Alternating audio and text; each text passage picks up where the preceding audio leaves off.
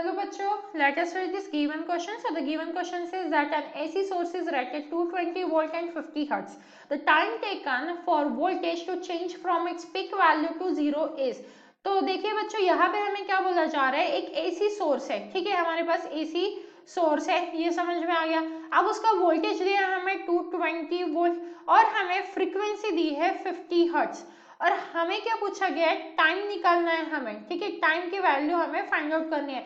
But कहाँ से कहाँ तक, जब वो पीक वोल्टेज से, जब हमारा वोल्टेज चेंज हो फ्रॉम पीक वोल्टेज टू 0।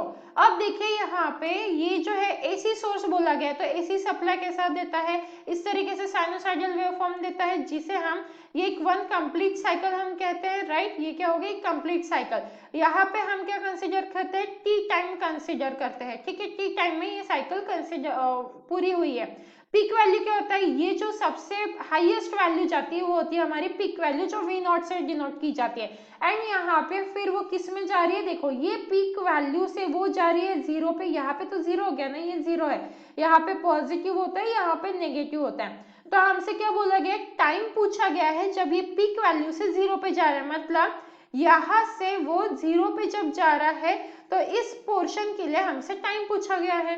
तो यहाँ पे इस 0 पे टाइम क्या रहता है, t/2, मतलब ये 0 से लेके t/2 और ये एग्जैक्ट हाफ हुआ, मतलब मुझे t/4 मिल गया यहाँ से यहाँ तक, ठीक है, और यहाँ से यहाँ तक t/4 मिल गया, राइट। तो मुझे t/4 की वैल्यू फाइंड आउट करनी है, तो हम यहाँ पे लिख सकते हैं टाइम रिक्वायर्ड इज t/4।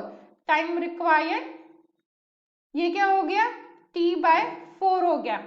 तो यहां से हम क्या लिख सकते हैं, t/4 इज इक्वल टू, मुझे पता है t is nothing but the reciprocal of frequency.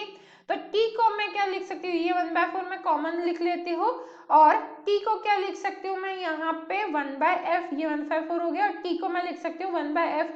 तो अब देखिए मुझे फ्रीक्वेंसी की वैल्यू तो दी गई है, तो यहां से मैं क्या लिख सकती हूँ 1/4 इंटू 1/50। तो मेरा आंसर कितना आ जाता है यहाँ से, this will be equal to 5 into 10⁻³ seconds.